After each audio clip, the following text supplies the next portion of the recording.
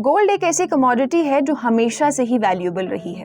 हमेशा से ही करेंसी के ऊपर गोल्ड को प्रेफर किया जाता है, चाहे फिर वो ज्वेलरी की फॉर्म में हो, कॉइन्स हो, बार्स हो, कुछ भी हो। रिसेंटली इंडिया में भी कुछ नए ट्रेंड्स गोल्ड में देखने को मिले हैं, जैसे कि गोल्ड की डिमांड बढ़ गई है, गोल्ड के प्राइसेस बढ़ रहे हैं। ये सारी चीजें लेटेस्ट रिपोर्ट में बोली गई हैं, जो कि रिलीज की गई है वर्ल्ड गोल्ड काउंसिल के थ्रू। सो आज के इस वीडियो में हम लोग डिस्कस करेंगे कि वर्ल्ड गोल्ड काउंसिल की इस लेटेस्ट रिपोर्ट में क्या कहा गया है। इस रिपोर्ट में जनवरी से मार्च का जो क्वार्टर रहा है, इसके बारे में सारा डेटा दिया गया है। सो आज के वीडियो में हम कई सारी चीजें डिस्कस करेंगे, जैसे कि इस रिपोर्ट में क्या कहा गया है। इसके अलावा हम देखेंगे कि क्या फैक्टर्स हैं जो कि गोल्ड के प्राइस को हैम्पर करते हैं। रिपोर्ट पढ़ेंगे, उसके बाद देखेंगे कि गोल्ड के जो दाम होते हैं वो किन चीजों से ऊपर नीचे होते हैं, क्या क्या चीजें होती हैं जो गोल्ड के दामों को बढ़ाती हैं और घटाती हैं। उसके बाद हम देखेंगे कि गोल्ड जो है ना वो करेंसी को कैसे अफेक्ट करता है। ठीक है, गोल्ड के दाम अगर बढ़ रहे हैं तो उसका हमारी, जैसे रुपए हमारी करेंसी है, INR है, तो INR पे क्या जो है अफेक्ट पड़ेगा, या हमारा जो स्टॉक मार्केट है उस पर क्या असर रहता है, वो हम लोग डिस्कस करेंगे। उसके बाद हम लोग देखेंगे कि गोल्ड में जो है ना आज के टाइम में अगर आप इंडिया में हैं तो आप क्या क्या तरीके हैं जिससे आप गोल्ड में इन्वेस्ट कर सकते हैं। और last but not the least आपके लिए होगा एक बहुत ही छोटा सा सवाल। So welcome to another class with me, I am Gurpreet Rana and you are watching ET now. सो सबसे पहले डिस्कस करते हैं लेटेस्ट रिपोर्ट को। WGC वर्ल्ड गोल्ड काउंसिल की ये जो लेटेस्ट रिपोर्ट आई है, जिसका नाम है gold demand trends. Gold demand trends करके ये रिपोर्ट है, गोल्ड डिमांड ट्रेंड्स Q1 2024। इस रिपोर्ट की अगर हम बात करते हैं तो इस रिपोर्ट में कई सारी चीज़ें बताई गई हैं। सबसे पहले कहा गया है कि इंडिया में गोल्ड की डिमांड इस क्वार्टर में, यानी कि जनवरी से मार्च का जो क्वार्टर रहा है साल 2024 में, यहाँ पर 8% से हमें जो है राइज देखने को मिला है गोल्ड की डिमांड में। यानी कि गोल्ड की डिमांड जो है, जो मांग है गोल्ड की, वो बढ़ रही है इंडिया में। इसके अलावा बात की जाए तो कहा गया कि ये 8% से बढ़ी है, यानी कि 2024 में ये जो डिमांड है ये कहाँ तक पहुंच गई, 136.6 टन तक जो है ये डिमांड पहुंच गई। इसके अलावा बताया गया है कि RBI ने लगभग 19 टन ऑफ गोल्ड जो है इस इनिशियल क्वार्टर में परचेज किया है। अब यहाँ पर आप देखें तो 19 टन ऑफ क्वार्टर RBI ने 19 टन ऑफ गोल्ड RBI ने इसी क्वार्टर में परचेज कर लिया है। यहाँ पर अगर बात की जाए तो मैं आपको बता दूं कि पिछले पूरे साल में, साल 2023 में अगर मैं बात करती हूँ तो साल 2023 में RBI ने 16 टन ऑफ गोल्ड खरीदा था, 16 टन सोना खरीदा था। और 2024 में अगर हम बात करते हैं तो अभी पहले ही क्वार्टर हमारा हुआ है और इसी में RBI ने 19 टन ऑफ गोल्ड खरीद लिया है। तो यहाँ पर ये भी एक मेजर फैक्टर है कि गोल्ड की डिमांड इंडिया में बढ़ गई है और गोल्ड के प्राइजेस तो हमें देखने को मिल ही रहे हैं। अगर मैं यहाँ पर इस चार्ट को आपको दिखाऊं, इस चार्ट की अगर हम लोग बात करते हैं, सो इस चार्ट में आप लोग देख सकते हैं कि RBI का जो मंथली नेट परचेज और रिजर्व जो है वो कैसे बढ़ा है ना। सो ये जो आपको लाइन यहाँ पर नजर आ रही है, ये है RBI का गोल्ड रिजर्व आपको दिख रहा है जो बढ़ रहा है ना। सो यहाँ पर अगर आप बात करें तो ये 800 से 850 के बीच यहाँ पर आपको नजर आ रहा है ना। और इसके अलावा बात की जाए, अगर मैं इसे कंपेयर करूँ, अगर यहाँ से हम देखें जनवरी 23 से, है ना, जनवरी, मार्च, मई, जुलाई, सितंबर, ये 2023 का डेटा है। यहाँ पर अगर हम देखें तो ये मंथ्स में इतना नेट परचेज जो है वो किया गया है RBI के थ्रू। हाउएवर अगर मैं जनवरी से मार्च के क्वार्टर में अगर आप लोग देखें तो इसमें हमें ऑलरेडी कितनी ग्रोथ नजर आई है। तो कहने का मतलब वही है कि RBI ने इसी क्वार्टर में 19 टन ऑफ गोल्ड जो है वो खरीद लिया है। इतना गोल्ड तो RBI ने 2023 के पूरे ईयर में भी नहीं खरीदा था। पूरे ईयर में पिछले साल 16 टन ऑफ गोल्ड जो है वो RBI के थ्रू परचेज किया गया था। सो ओवरऑल देखा जाए तो RBI ने भी यहाँ पर क्या है, गोल्ड परचेज किया है। RBI का गोल्ड रिजर्व भी बढ़ा है, जो फॉरेक्स रिजर्व का हिस्सा है। हमारा फॉरेक्स रिजर्व की एक वीडियो भी बनाई गई है, आप चाहें तो वो भी देख सकते हैं, प्लेलिस्ट में अवेलेबल है। सो गोल्ड की डिमांड 8% बढ़ी है और 136.6 टन तक ये डिमांड जो है वो चली गई 2024 के क्वार्टर तक। RBI ने जो है गोल्ड को बहुत ज्यादा परचेज किया है। पिछले साल से ही अगर हम कंपेयर करें तो ज्यादा गोल्ड हमें नजर आता है।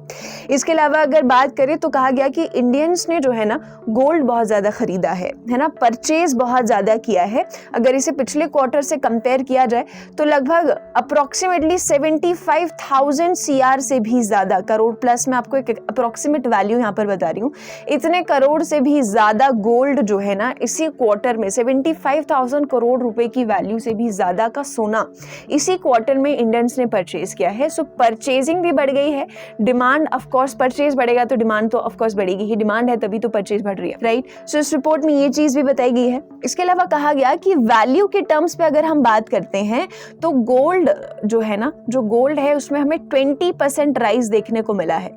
अगर ये डेटा है पिछले क्वार्टर से कंपेयर किया गया है। 2023 का जनवरी से मार्च का क्वार्टर है और 2024 का जो जनवरी से मार्च का जो क्वार्टर है इससे कंपैरिजन है। तो अगर मैं गोल्ड की वैल्यू के टर्म्स में बात करती हूँ तो 2023 के क्वार्टर से 20% जो है हमें ज्यादा क्या है वैल्यू में जो है राइज देखने को मिला है। इसके अलावा इस रिपोर्ट में बताया गया कि जो गोल्ड बार्स होते हैं, जहाँ पर आपको तस्वीर में भी दिख रहे होंगे, जो गोल्ड बार्स हैं या जो गोल्ड के जो सिक्के होते हैं, इसमें भी 19% ईयर ऑन ईयर हमें जो है सर्च देखने को मिला है इन इन्वेस्टमेंट, यानी कि लोगों ने यहाँ पर इन्वेस्टमेंट इसमें जो की है इसमें हमें 19% राइज देखने को मिला है सेम पीरियड में। इसके अलावा बताया गया कि जो टोटल गोल्ड है, जैसे देखो गोल्ड को भी रिसाइकल किया जाता है, तो जो टोटल गोल्ड रिसाइकल हुआ है इंडिया में इसी क्वार्टर के दौरान वो हुआ है 38.3 टन, है ना। अगर हम देखो डिमांड की बात कर रहे हैं तो डिमांड जो हमारी 136.6 टन है उसमें से अगर हम कंपेयर करें तो 38.3 टन ऑफ गोल्ड जो है इस क्वार्टर के बीच में रिसाइकल किया गया है। और अगर इसे पिछले क्वार्टर से कंपेयर करें तो ये 10% ऊपर है, यानी कि हमने गोल्ड को रिसाइकल जो हमने किया है वो भी हमने अपनी क्वांटिटी को इंक्रीज किया है। इसके अलावा एक और इंपॉर्टेंट फैक्टर बताया गया है इस रिपोर्ट में, जो टोटल गोल्ड इंपोर्ट्स रहे हैं इस साल के क्वार्टर 1 में वो भी क्या है इंडिया के बढ़े हैं, है ना।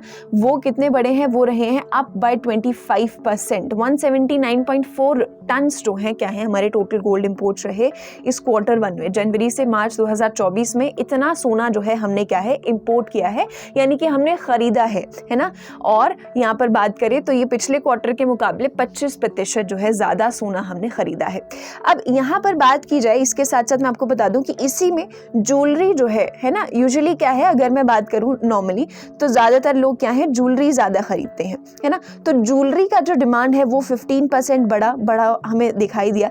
प्लस इसी में अगर मैं बात करूं इसमें जो लोगों ने निवेश किया है, इसमें जो लोगों ने इन्वेस्टमेंट किया है वो भी 32% जो है वो बढ़ा है। यानी कि ओवरऑल रिपोर्ट की अगर मैं बात करती हूँ तो रिपोर्ट में क्या बोला गया है कि आरबीआई ने सोना जो है वो ज्यादा खरीदा है इस क्वार्टर में। डिमांड हमें लोगों में ज्यादा देखने को मिली है, पिछले क्वार्टर के मुकाबले लोगों ने ज्यादा सोना खरीदा है। साथ साथ में लोगों ने ज्वेलरी में इन्वेस्टमेंट भी अपनी बढ़ाई है ना।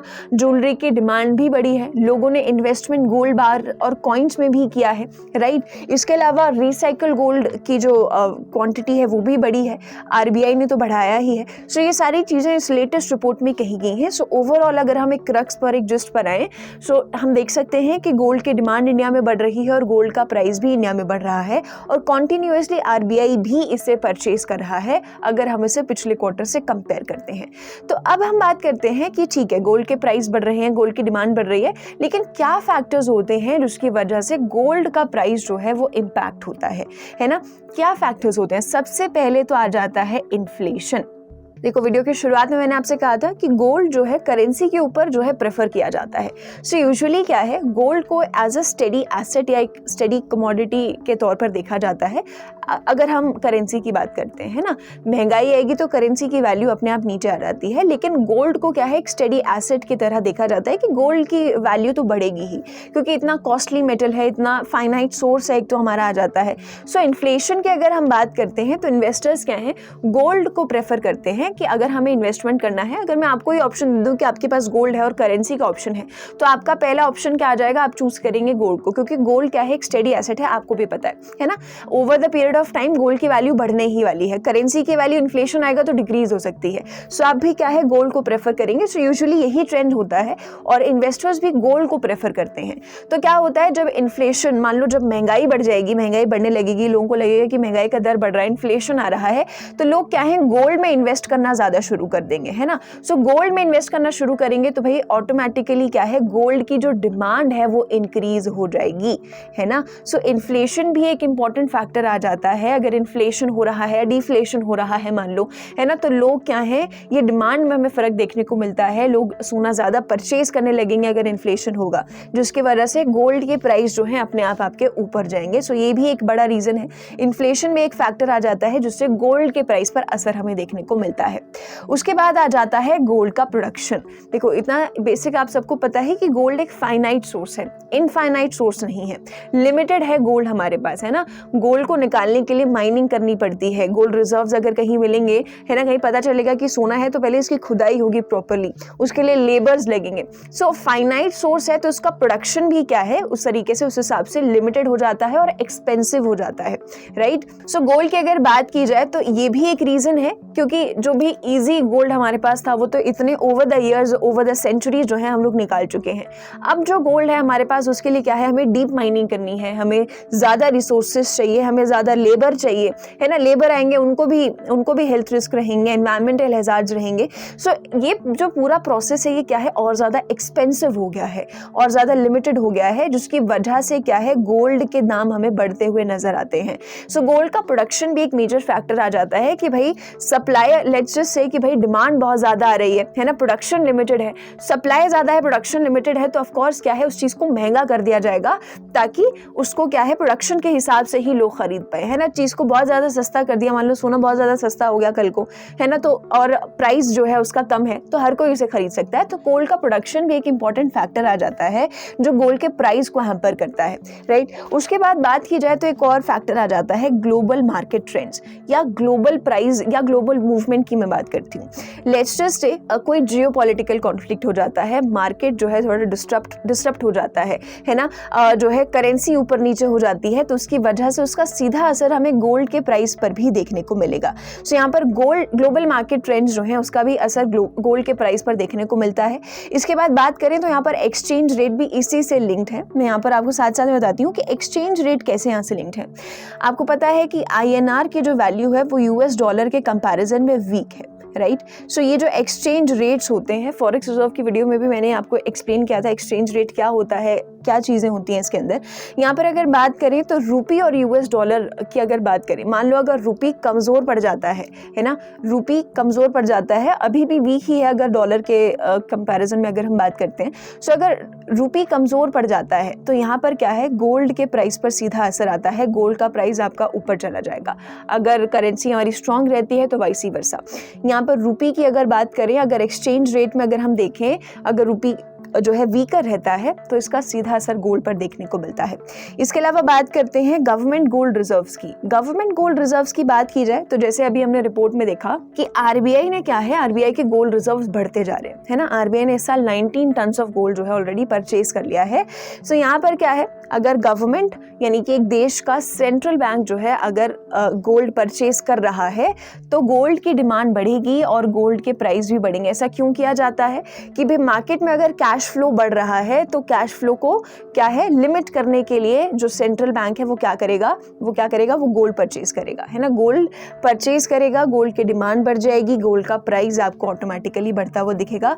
तो ये कुछ फैक्टर्स हैं, कुछ 5 इंपॉर्टेंट फैक्टर्स मैंने आपको बताया। इसके अलावा और भी कई फैक्टर्स होते हैं, लेकिन ये 5 प्रोमिनेंट फैक्टर्स हैं जो कि गोल्ड के प्राइस को इम्पैक्ट करते हैं। Inflation, gold production, global market trends, government gold reserves और एक्सचेंज रेट। सो ये सारी चीजें जो है गोल्ड के प्राइस को क्या है, इम्पैक्ट करती हैं। इसके साथ साथ बात करें तो लेटेस्ट रिपोर्ट में और भी 2 इंपॉर्टेंट चीजें बताई गई हैं। सबसे पहले तो बात करें कि भाई गोल्ड का प्राइस बढ़ रहा है तो गोल्ड का दाम क्या है ना।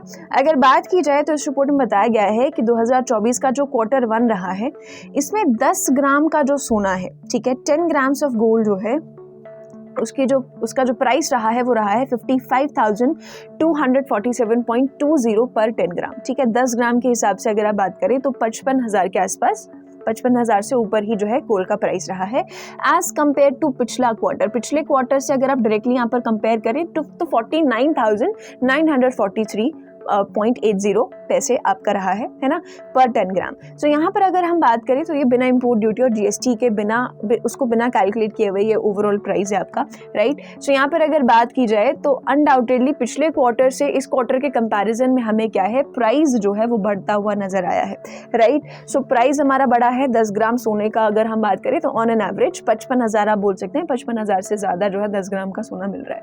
उसके बाद बात करें तो इस रिपोर्ट में एक और चीज कही गई कि ठीक है, Q1 Q1 में जो है हमें ट्रेंड्स ये देखने को मिले हैं कि गोल्ड का प्राइस बढ़ रहा है, गोल्ड की डिमांड भी बढ़ रही है।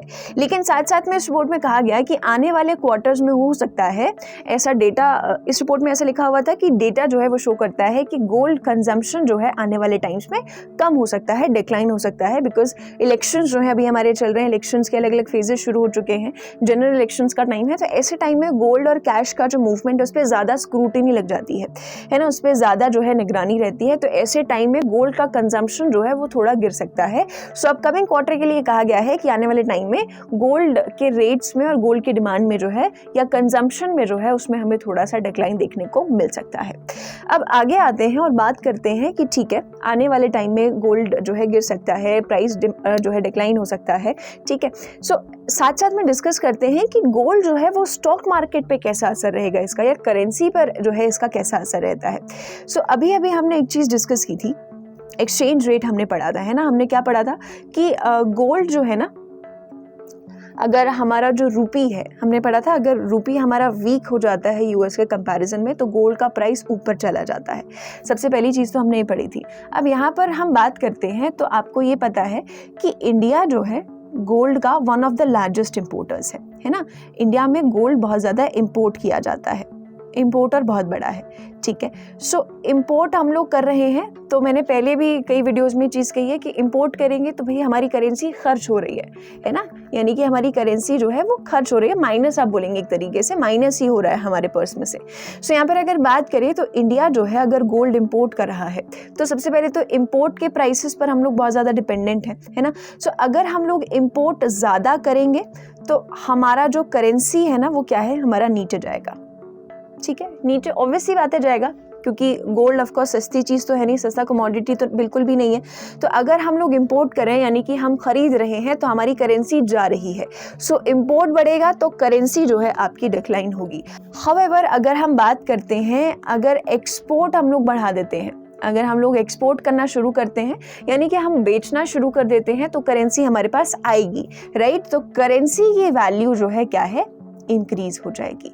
सो ये एक सीधा असर जो है करेंसी पर देखने को मिलता है गोल्ड का।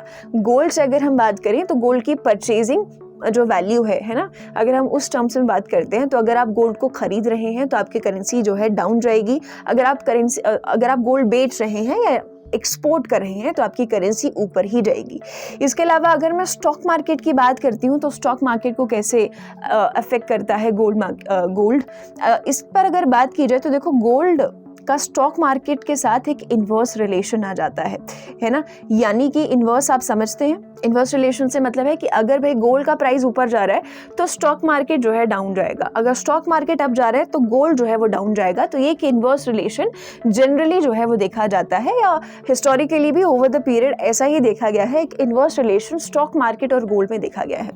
लेकिन हाउएवर इस बार पहली बार ऐसा हुआ, अभी हमने रिपोर्ट में देखा कि Q1 में जो है गोल्ड के प्राइसेस ऊपर थे, गोल्ड की डिमांड ऊपर थी, on the same page stock market भी आपका ऊपर था। यहाँ पर अगर बात की जाए तो इस बार हमें कुछ अलग देखने को मिला है कि गोल्ड का जो प्राइस है वो भी ऊपर जा रहा है और स्टॉक मार्केट भी आपका ऊपर जा रहा है। तो ऐसा जो है एक अनयूजुअल जो है अकरेंस हमें इस बार देखने को मिला है।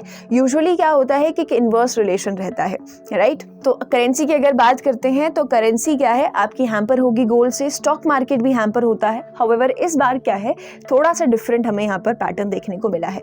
अब आगे आ जाते हैं तो ये सारी चीज़ों के साथ साथ एक बार डिस्कस करते हैं कि ठीक है, गोल्ड हमें पता है प्राइस ऊपर नीचे होता रहता है, करेंसी हैम्पर करता है, स्टॉक मार्केट पर इसका असर हमें देखने को मिलता है। लेकिन अगर हम बात करें कि ठीक है अगर हमें गोल्ड में इन्वेस्ट करना है तो हम कैसे कर सकते हैं, अब इसके ऊपर अगर हम लोग बात करते हैं तो गोल्ड में इन्वेस्ट करने के इंडिया में अलग अलग तरीके हैं। तो सबसे पहले अगर बात करें, सबसे पहले आ जाता है इसमें फिजिकल गोल्ड। अगर मैं फिजिकल गोल्ड की बात करती हूँ तो फिजिकल गोल्ड सिंपल है। एक कॉमन तरीका जो है गोल्ड में इन्वेस्ट करने का वो क्या है कि आपके पास करेंसी है और आप क्या है किसी ज्वेलरी शॉप पे गए, आपने क्या है वहाँ से फिजिकल गोल्ड परचेज कर लिया, आपने कोई ज्वेलरी आइटम खरीद लिया, आपने कोई गोल्ड कॉइन खरीद लिया, कोई गोल्ड बार खरीद लिया। तो ये क्या है आपका एक बहुत ही कॉमन जो है ना एक इन्वेस्टमेंट मोड हमें देखने को मिलता है, जिससे हम गोल्ड में इन्वेस्ट करते हैं कि करेंसी के बदले हमने सोना ले लिया, हमने अपने पास एक कमोडिटी, एक बहुत ही इंपॉर्टेंट एसेट हमने अपने पास रख लिया। हाउएवर इसमें क्या है, इसके कुछ डाउन साइड्स क्या आ जाते हैं कि इसमें भाई मेकिंग चार्ज चार्जेस ऑफकोर्स ज़्यादा लगते हैं, मेकिंग चार्जेस तो आपको भरने पड़ेंगे। इसके अलावा अगर बात करें तो इसको भाई आपको स्टोर करने का हैजल रहता है, प्लस इसमें चोरी का जो है डर तो रहता ही है ना। अगर आपके पास कल को भाई कुछ किलो सोना अगर आप अपने घर में रखेंगे तो आपको ही दिन रात टेंशन रहेगी कि भाई गोल्ड कहीं आपका चोरी ना हो जाए। सो ये एक कॉमन मेथड है गोल्ड में इन्वेस्ट करने का कि आप गोल्ड जो है ज्वेलरी या कुछ भी जो है इस तरीके का परचेज करें और अपने पास रखें। उसके बाद बात करते हैं तो आ जाता है गोल्ड ETFs। ETFs है एक्सचेंज ट्रेडेड फंड्स, यानी कि गोल्ड एक्सचेंज ट्रेडेड फंड्स जो है ये आपका फिजिकल गोल्ड से थोड़ा सा अलग होता है। फिजिकल गोल्ड आप जाएंगे, आप सोना खरीदेंगे, आप वो एसेट जो है अपने पास रखेंगे, वो फिजिकली आपके पास प्रेजेंट है। हाउएवर ये जो गोल्ड ETF है, ETF क्या है यहाँ पर, एक्सचेंज ट्रेडेड फंड्स आ जाता है आपका, एक्सचेंज ट्रेडेड फंड्स आ जाता है। सो यहाँ पर क्या है, ये जो गोल्ड है आपके पास ये आप स्टोर करके रखेंगे डीमैट फॉर्मेट में। कैसे रखेंगे, डीमैट फॉर्मेट में आप क्या है इस गोल्ड को स्टोर कर सकते हैं, यानी कि आपके पास एक ट्रेडिंग अकाउंट होगा, ठीक है, एक ट्रेडिंग अकाउंट होगा आपके पास और इसी ट्रेडिंग अकाउंट के जरिए आप क्या है गोल्ड को परचेज करेंगे और जो है आप उसे खरीदेंगे और बेचेंगे, राइट। और आप इसे एक डीमैट फॉर्मेट में क्या है स्टोर करके रखेंगे, यानी कि एक पेपर के फॉर्मेट में, अगर मैं लेम टर्म्स में बोलूँ तो एक डीमैट फॉर्मेट में आप इसे अपने पास स्टोर करके रखेंगे, राइट। तो ये आपका क्या है एक नॉन फिजिकल मोड हो जाएगा गोल्ड को स्टोर करके रखने का। यहाँ पर गोल्ड ETFs की अगर साथ में बात करते हैं तो एक गोल्ड ETF अगर मैं बोलूँ कि एक गोल्ड ETF कितना हो जाएगा, सो 1 गोल्ड ETF जो है आपका प्रोपोर्शनेट रहेगा 1 ग्राम ऑफ गोल्ड से, है ना। अगर आपके पास एक गोल्ड ETF है तो आप बोलेंगे कि आपके पास 1 ग्राम गोल्ड है, ठीक है। सो ये यहाँ पर गोल्ड ETFs का ये आ जाता है कि एक नॉन फिजिकल मोड होता है, डीमैट फॉर्मेट में आप इसे स्टोर करके रख सकते हैं। सो यानी कि इसको आपको स्टोरेज का हैसल या चोरी का डर नहीं है एक तरीके से, है ना। हाउएवर इसमें भी क्या है साइबर थ्रेट्स भी, अगर हम इसे एक ओवरऑल पर्सपेक्टिव से देखें तो साइबर थ्रेट्स भी एक इंपॉर्टेंट पर्सपेक्टिव आ जाता है, लेकिन फिजिकल गोल्ड के कंपैरिजन में क्या है आपको थेफ्ट का जो रिस्क है वो कम यहाँ पर नजर आएगा। इसके बाद बात करते हैं तो गोल्ड म्यूचुअल फंड्स आ जाते हैं। देखो गोल्ड म्यूचुअल फंड्स की अगर हम बात करते हैं सो नॉर्मल म्यूचुअल फंड्स तो आप सबको पता है, वहीं पर अगर बात करें तो अगर एक इन्वेस्टर मान लो गोल्ड म्यूचुअल फंड्स में इन्वेस्ट कर रहा है तो वो क्या है, वो गोल्ड में इन्वेस्ट नहीं करेगा, रादर वो क्या है गोल्ड माइनिंग कंपनीज में इन्वेस्ट करेगा, ठीक है। गोल्ड की माइनिंग की जाती है, ये बात आप सबको पता है ना, गोल्ड माइनिंग से ही निकाला जाएगा।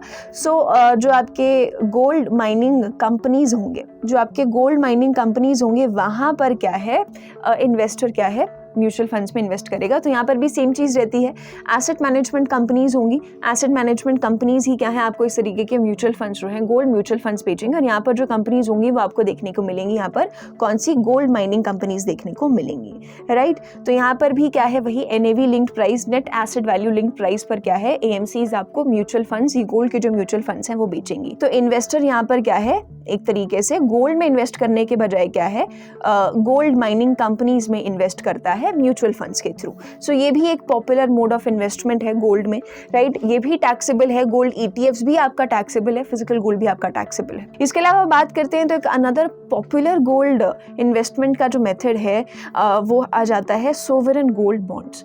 सोवरेन गोल्ड बॉन्ड्स की अगर यहाँ पर बात की जाए तो इसे सबसे पहली बात तो RBI गवर्नमेंट के बिहाफ पर इशू करता है, ठीक है। अब गवर्नमेंट इशू कर रहा है, गवर्नमेंट के बिहाफ पे RBI इशू कर रहा है तो यानी कि ये सुपर सेफ हो जाता है। RBI के द्वारा इसे इशू किया जाता है इन बॉन्ड्स को, राइट। ये बॉन्ड्स जो हैं ये मैच्योर होते हैं 8 साल के बाद, ठीक है। 8 साल के बाद ये बॉन्ड्स जो है मैच्योर होते हैं और 5 साल के बाद ही आप क्या हैं इसमें एग्जिट ले सकते हैं। यहाँ पर अगर बात की जाए तो मैक्सिमम एक इन्वेस्टर जो है कितना 4 kg ऑफ गोल्ड में जो है मैक्सिमम यहाँ पर इन्वेस्ट कर सकता है। यहाँ पर एक इम्पॉर्टेंट चीज़ क्या है कि अगर आप ये बॉन्ड्स परचेज करते हैं, RBI जो इशू करता है तो RBI के थ्रू अगर आप ये बॉन्ड्स परचेज करते हैं तो यहाँ पर आपको अश्योर्ड 2.50% इंटरेस्ट जो है हर साल मिलेगा ही मिलेगा, है ना। इतना हर साल पर एनम जो है आपको इतना इंटरेस्ट मिलेगा ही मिलेगा, प्लस क्योंकि आप गोल्ड में इन्वेस्ट कर रहे हैं तो गोल्ड का प्राइस अगर बढ़ रहा है तो वो तो आपको मिलेगा ही मिलेगा, है ना। प्लस ये फिक्स्ड है कि आपको 2.50 इंटरेस्ट पर आना मिलेगा ही मिलेगा। साथ में गोल्ड का जो प्राइस आपका बढ़ रहा है वो तो बढ़ ही रहा है, वो तो आपको मिलेगा ही मिलेगा, राइट। सो सोवरेन गोल्ड बॉन्ड्स भी एक बहुत पॉपुलर मोड ऑफ इन्वेस्टमेंट है, क्योंकि गवर्नमेंट इसे इशू करती है तो ये सेफ भी हो जाता है, प्लस इसमें इतना फिक्स्ड इंटरेस्ट तो मिल ही रहा है, साथ साथ में गोल्ड का प्राइस अगर बढ़ रहा है तो वो भी आपको मिलेगा ही मिलेगा। मैक्सिमम आप इसमें 4 kg ऑफ गोल्ड में जो है आप मैक्सिमम इन्वेस्ट कर सकते हैं। इसका ये है कि आप 8 साल तक का इसका मैच्योरिटी पीरियड होता है और 5 साल के बाद ही आप इसमें एग्जिट ले सकते हैं। ऐसा नहीं कि आपने इन्वेस्ट किया और आपने सोचा कि 2 साल बाद में जो है इससे एग्जिट ले लेता हूँ, तो ऐसा नहीं हो सकता। इसके अलावा अगर बात की जाए तो आ जाता है डिजिटल गोल्ड। डिजिटल गोल्ड की बात की जाए तो डिजिटल गोल्ड सिंपल है ना। आजकल आप जो डिजिटल प्लेटफॉर्म्स देख रहे हैं, जैसे कि फोन पे हो गया, गूगल पे हो गया, अमेजन पे हो गया, इन सब में क्या है आपको एक ऑप्शन मिलेगा डिजिटल गोल्ड परचेज करने का।